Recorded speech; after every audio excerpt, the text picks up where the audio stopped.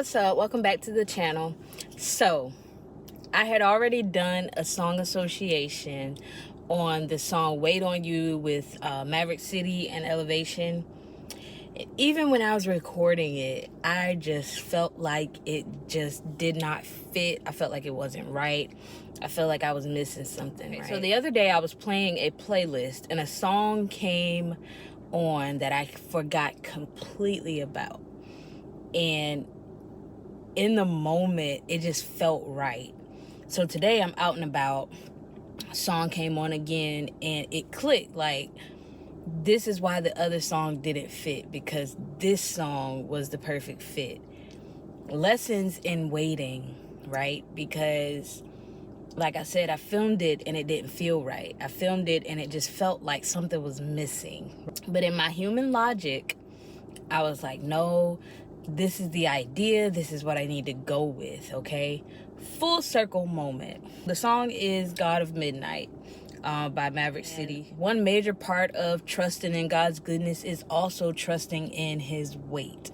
Trusting in the delay, trusting in when God takes you a certain route and you're like, this makes absolutely no sense. And so the story of Lazarus, word came to Jesus that Lazarus was dying. And instead of moving immediately, he waited until Lazarus was already dead to even make his way to the situation. Why would he wait? The first verse is just talking about, like, God is just like you to not move until I see no way out, until everything looks impossible, it looks dark, it looks gloomy. We're quick to draw conclusions about things based off of our sight. But that's the thing about faith. Faith is not about what you see.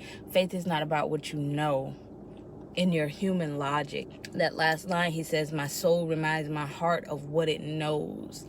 In my heart, I know that God is good. In my heart, I know that he would never fail me.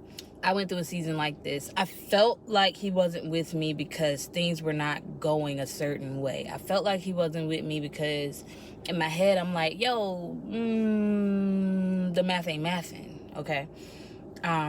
But the chorus just really speaks to the lesson that I learned in that season. In the wait, he was doing a work.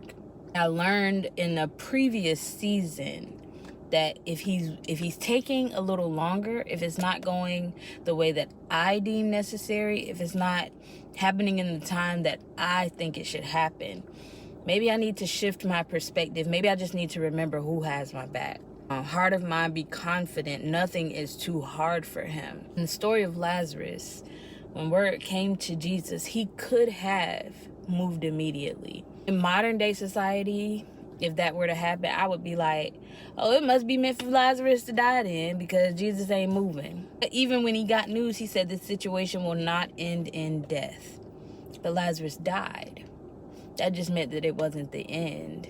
That just meant that there was another plan. There was another plan that human logic would not have been able to see. Woo!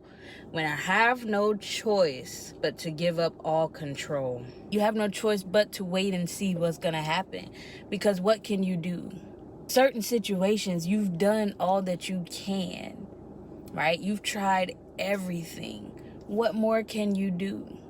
Sometimes it's easy to get to that point like, well, it's not working and I'm doing all of these things. It's not working and I've tried everything that I can, so it's not working. And we immediately speak death to a situation that is not supposed to end in death. Sometimes God will wait to perform a miracle until we realize, you know what? There's nothing else I can do except trust you in whichever way you decide to take me, right? When we're waiting on something, sometimes we think, well, God, you late, you running late. What time you on? You on Eastern Standard Time? You on Central Standard Time? What about Pacific, right? You must be in a completely different time zone, because by my clock, Lord, you're late. You should have been here yesterday. Where we think he's taking long, where we think he's taking too long, where we think there's a delay, our perspective is not his. Sometimes it's not even a delay. Sometimes it's not that he's taking too long.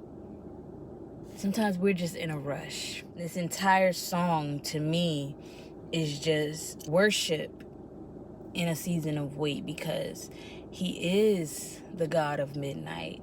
Sometimes he does wait. But even in waiting, there's goodness to be seen. After you've endured the wait, after you've been uncomfortable in the wait, you're exhausted from waiting, after you've drawn your conclusions out of a stance of doubt, you've drawn your conclusions that, nah, I must have been wrong. I didn't hear you say that. God, I don't know what that is. Maybe you changed your mind. Maybe you didn't really mean it when you said it. Maybe things in life have now altered what you said. And that's what happens when we're waiting. Our faith is tested. Our strength is tested. Our trust in God is tested. Our character is tested. Because are you throwing a little temper tantrum when you're in waiting? Are you trying to push things to happen in your own might, in your own strength, in your own logic? In the wait, we get stronger. You're able to endure the faith journey. Yeah, some things still come that test your faith, but you're not as weak as you used to be because now you're stronger. Because you learned a thing or two by waiting on God. That's my song association. As always, I'm going to link the song in the description box below. Give it a listen. Sit with it. I hope that encouraged you the way that it encouraged me.